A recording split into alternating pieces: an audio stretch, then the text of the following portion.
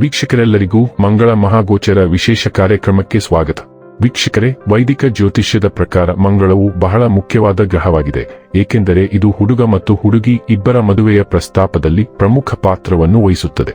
ವೈದಿಕ ಜ್ಯೋತಿಷ್ಯದಲ್ಲಿ ಮಾಂಗಲಿಕ ದೋಷವು ಬಹಳ ಪ್ರಸಿದ್ಧವಾಗಿದೆ. ಆದ್ದರಿಂದ ಹುಡುಗರು ಮತ್ತು ಹುಡುಗಿಯರಿಬ್ಬರ ಜಾತಕವನ್ನು ಮದುವೆಯ ಪ್ರಸ್ತಾಪವನ್ನು ಅಂತಿಮಗೊಳಿಸಲು ಕೇಳಲಾಗುತ್ತದೆ, ಏಕೆಂದರೆ ಈ ದೋಷವು ವ್ಯಕ್ತಿಯ ವೈವಾಹಿಕ ಜೀವನದಲ್ಲಿ ಅಡೆತಡೆಗಳು, ಬ್ರೇಕಪ್, ವಿವಾದಗಳು ಮತ್ತು ವಿಚ್ಛೇದನವನ್ನು ಉಂಟುಮಾಡಬಹುದು. ಮಂಗಳವು ಬಯಕೆ, ಕ್ರಿಯೆ, ಶಕ್ತಿ, ಉತ್ಸಾಹ, ಯುದ್ಧ, ಆಕ್ರಮಣಶೀಲತೆ, ಲೈಂಗಿಕತೆ ಮತ್ತು ಪ್ರತಿಪಾದನೆಯ ಗ್ರಹವಾಗಿದೆ. ಮಂಗಳವು ಮೇಷ ರಾಶಿ ಮತ್ತು ವೃಶ್ಚಿಕ ರಾಶಿಯ ಅಧಿಪತಿಯಾಗಿದ್ದು ಕರ್ಕಾಟಕದಲ್ಲಿ ದುರ್ಬಲನೆಂದು ಪರಿಗಣಿಸಲ್ಪಟ್ಟಿದ್ದಾನೆ. ಮಕರ ರಾಶಿಯಲ್ಲಿ ಉಚ್ಚನಾಗಿರುತ್ತಾನೆ. ಕಾಲಪುರುಷ ಕುಂಡಲಿಯಲ್ಲಿ ಮೊದಲ ಮತ್ತು 8ನೇ ಮನೆಗಳನ್ನು ಆಳುತ್ತದೆ.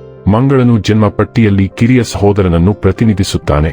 ಮಂಗಳವು ಸ್ನಾಯು ವ್ಯವಸ್ಥೆ, ಎಡಕಿವಿ, ಮುಖ ಮತ್ತು ತಲೆ, ಮೂತ್ರಕೋಶ, ಮೂಗು, ರುಚಿಯ ಪ್ರಜ್ಞೆ, ಗರ್ಭಾಶಯ, ಮೂತ್ರಪಿಂಡ ಮತ್ತು ದೇಹದ ರಕ್ತ ಪರಿಚಲನೆಯನ್ನು ಪ್ರತಿನಿಧಿಸುತ್ತದೆ. ಮಂಗಳ ಗ್ರಹದ ಬಲವಾದ ಪ್ರಭಾವದ ಅಡಿಯಲ್ಲಿ ಜನಿಸಿದ ಸ್ಥಳೀಯರು ಕೆಂಪು ಛಾಯೆಯೊಂದಿಗೆ ಬಿಳಿ ಮೈಬಣ್ಣವನ್ನು ಹೊಂದಿರುತ್ತಾರೆ. ಸ್ಥಳೀಯರು ಎತ್ತರ ಮತ್ತು ಸದೃಢರಾಗಿರುತ್ತಾರೆ ಮತ್ತು ಮುಖದ ಮೇಲೆ ಮೊಡವೆಗಳು, ದುಂಡಾದ ಕಣ್ಣುಗಳು ಮತ್ತು ಉಳಿದವು ಕಿರಿದಾಗಿರುತ್ತದೆ ಮತ್ತು ಮೂಳೆಗಳು ಕೆಂಪು ಮೂಳೆ ಮಜ್ಜೆಯಿಂದ ತುಂಬಿರುತ್ತವೆ. ಮಂಗಳ ಗ್ರಹವನ್ನು ಯುದ್ಧ, ಸೈನ್ಯ, ಉತ್ಸಾಹ, ಶೌರ್ಯಕ್ಕೆ ಕಾರಣ ಎಂದು ಪರಿಗಣಿಸಲಾಗುತ್ತದೆ. ತಂತ್ರಜ್ಞಾನ, ವಿದ್ಯುತ್, ಹೋರಾಟಗಳಲ್ಲಿ ಇದರ ಪಾತ್ರವಿದೆ. ಜಾತಕದಲ್ಲಿ ಮಂಗಳ ಶುಭ ಸ್ಥಾನದಲ್ಲಿದ್ದಾಗ ಅದು ಶುಭ ಫಲಿತಾಂಶಗಳನ್ನು ನೀಡುತ್ತದೆ. ಮತ್ತೊಂದೆಡೆ ಅದರ ಸ್ಥಾನವು ಅಶುಭವಾಗಿದ್ದರೆ ಫಲಿತಾಂಶಗಳು ಸಹ ಒಂದೇ ಆಗಿರುತ್ತವೆ.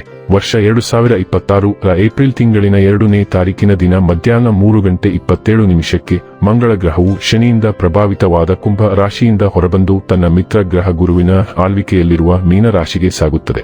ಮಂಗಳ ಗ್ರಹವು ವರ್ಷ 2026 ಮೇ ತಿಂಗಳಿನ 11ನೇ ತಾರೀಕಿನವರೆಗೆ ಮೀನ ರಾಶಿಯಲ್ಲಿ ಇರುತ್ತದೆ.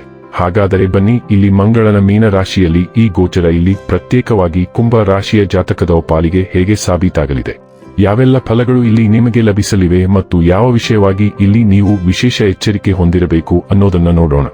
ಎಂದಿನಂತೆ ನಮ್ಮ ವಿನಂತಿ ಎಂದರೆ, ನೀವಿನ್ನೂ ನಮ್ಮ ಚಾನೆಲ್ ಅನ್ನ ಸಬ್ಸ್ಕ್ರೈಬ್ ಮಾಡಿಲ್ಲವೆಂದರೆ ದಯವಿಟ್ಟು ಈಗಲೇ ನಮ್ಮ ಚಾನೆಲ್ ಅನ್ನ ಸಬ್ಸ್ಕ್ರೈಬ್ ಮಾಡಿ.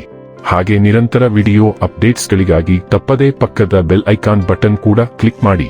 ವೀಕ್ಷಕರೇ, ಕುಂಭ ರಾಶಿಯ ಸ್ಥಳೀಯರಿಗೆ ಮಂಗಳನನ್ನು ಉಪಾಚಾಯ ಮನೆಯ, ಬೆಳವಣಿಗೆ ಮತ್ತು ಪ್ರಗತಿಯ ಮನೆ ಅಧಿಪತಿ ಎಂದು ಪರಿಗಣಿಸಲಾಗುತ್ತದೆ. ಪ್ರಸ್ತುತ ಸಂಚಾರದ ಸಮಯದಲ್ಲಿ ಮಂಗಳ ಗ್ರಹವು ನಿಮ್ಮ 2ನೇ ಮನೆಗೆ ಪ್ರವೇಶಿಸುತ್ತದೆ. ಇದು ಕುಟುಂಬ, ಸಂಪತ್ತು, ಮಾತು ಮತ್ತು ಮೌಲ್ಯಗಳೊಂದಿಗೆ ಸಂಬಂಧ ಹೊಂದಿದೆ. ಮತ್ತೊಂದು ಪ್ರಮುಖ ಅಂಶವೆಂದರೆ ಮಂಗಳವು ನಿಮ್ಮ ಜಾತಕದಲ್ಲಿ 10ನೇ ಮನೆಯ ಅಧಿಪತಿಯಾಗಿದ್ದು ಇದು ವೃತ್ತಿ ಮತ್ತು ವೃತ್ತಿಪರ ಜೀವನವನ್ನು ಪ್ರತಿನಿಧಿಸುತ್ತದೆ. ಈ ಕಾರಣದಿಂದಾಗಿ ಈ ಸಂಚಾರವು ಪ್ರಗತಿಯ ಹಾದಿಯಲ್ಲಿ ಮುಂದುವರಿಯಲು ನಿಮಗೆ ಸಹಾಯ ಮಾಡುವ ಹಲವಾರು ಅವಕಾಶಗಳನ್ನು ಒದಗಿಸಬಹುದು. ನೀವು ಹೊಸ ಜವಾಬ್ದಾರಿಗಳನ್ನು ಪಡೆಯಬಹುದು, ಹೊಸ ಯೋಜನೆಗಳನ್ನು ತೆಗೆದುಕೊಳ್ಳಬಹುದು ಮತ್ತು ಹೊಸ ಕೌಶಲ್ಯಗಳನ್ನು ಕಲಿಯಲು ಮತ್ತು ನಿಮ್ಮ ಸಾಮರ್ಥ್ಯಗಳನ್ನು ಸಾಬೀತುಪಡಿಸಲು ಅವಕಾಶವನ್ನು ಪಡೆಯುವ ಸಂದರ್ಭಗಳನ್ನು ಎದುರಿಸಬಹುದು. ನಿಮ್ಮ ದೊಡ್ಡ ಶಕ್ತಿ ನಿಮ್ಮ ಪ್ರಗತಿಪರ ಮತ್ತು ಮುಂದಾಲೋಚನೆಯ ಮನಸ್ಥಿತಿಯಾಗಿದೆ. ಇದು ಈ ಸಾಗಣೆಯ ಸಮಯದಲ್ಲಿ ಇನ್ನಷ್ಟು ಬಲಗೊಳ್ಳುತ್ತದೆ. ನೀವು ಸ್ಥಿರವಾದ ಪ್ರಯತ್ನಗಳನ್ನು ಮಾಡುವುದನ್ನು ಮುಂದುವರಿಸಿದರೆ ಮತ್ತು ಹಿಂತಿರುಗಿ ನೋಡುವುದನ್ನು ತಪ್ಪಿಸಿದರೆ ಯಶಸ್ಸು ನಿಮ್ಮ ದಾರಿಗೆ ಬರಬಹುದು. ಆದಾಗ್ಯೂ ಮಂಗಳ ಗ್ರಹದ ಪ್ರಭಾವವು ನಿಮ್ಮ ಮಾತನ್ನು ಸ್ವಲ್ಪ ಕಠಿಣ ಅಥವಾ ತೀಕ್ಷ್ಣವಾಗಿಸಬಹುದು. ಸಂಯಮ ಮತ್ತು ಎಚ್ಚರಿಕೆಯಿಂದ ಯೋಚಿಸಿ ಮಾತನಾಡುವುದು ನಿಮಗೆ ಘರ್ಷಣೆಗಳನ್ನು ತಪ್ಪಿಸಲು ಸಹಾಯ ಮಾಡುತ್ತದೆ ಮಾತ್ರವಲ್ಲದೆ ನಿಮ್ಮ ಗೌರವ ಮತ್ತು ಖ್ಯಾತಿಯನ್ನು ಕಾಪಾಡಿಕೊಳ್ಳುತ್ತದೆ. ಮಂಗಳನ ಅಂಶದಿಂದಾಗಿ ಪ್ರೇಮ ಸಂಬಂಧಗಳು ಮತ್ತು ಭಾವನಾತ್ಮಕ ಬಂಧಗಳಲ್ಲಿ ಕೆಲವು ಏರಿಳಿತಗಳು ಸಹ ಸಂಭವಿಸಬಹುದು. ಅಭಿಪ್ರಾಯ ವ್ಯತ್ಯಾಸಗಳು, ಅಹಂಕಾರ ಘರ್ಷಣೆಗಳು ಅಥವಾ ನಿಮ್ಮ ಸಂಗಾತಿ ಅಥವಾ ಸಂಗಾತಿಯೊಂದಿಗೆ ಸಣ್ಣ ಭಿನ್ನಾಭಿಪ್ರಾಯಗಳು ಸಾಧ್ಯ. ಅಂತಹ ಸಂದರ್ಭಗಳಲ್ಲಿ ಕೋಪದ ಬದಲು ತಾಳ್ಮೆ ಮತ್ತು ತಿಳುವಳಿಕೆಯಿಂದ ವರ್ತಿಸುವುದು ಬಹಳ ಮುಖ್ಯ. ನೀವು ಮುಕ್ತ ಮತ್ತು ಸಕಾರಾತ್ಮಕ ಸಂವಹನವನ್ನು ನಿರ್ವಹಿಸಿದರೆ ಸಂಬಂಧಗಳಲ್ಲಿನ ಯಾವುದೇ ಅಂತರವನ್ನು ಸುಲಭವಾಗಿ ಕಡಿಮೆ ಮಾಡಬಹುದು.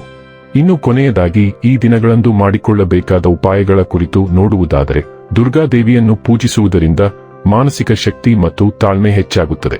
ವೀಕ್ಷಕರೇ, ಇದಾಗಿತ್ತು ಕುಂಭ ರಾಶಿಯ ಜಾತಕದವರ ಮಂಗಳ ಮಹಾಗೋಚರ ಮಾಹಿತಿ ಇಷ್ಟವಾದರೆ ವಿಡಿಯೋವನ್ನು ಲೈಕ್ ಮತ್ತು ಶೇರ್ ಮಾಡಿ. ಜೈ ಶ್ರೀರಾಮ್. ಕಾಮೆಂಟ್ ಬಾಕ್ಸ್ನಲ್ಲಿ ಬರೆಯಿರಿ. ಹಾಗೆ ಚಾನೆಲ್ ಸಬ್ಸ್ಕ್ರೈಬ್ ಮಾಡುವುದರ ಜೊತೆಗೆ ನಿರಂತರ ವಿಡಿಯೋ ಅಪ್ಡೇಟ್ಸ್ಗಳಿಗಾಗಿ ಪಕ್ಕದ ಬೆಲ್ ಐಕಾನ್ ಕ್ಲಿಕ್ ಮಾಡಿ.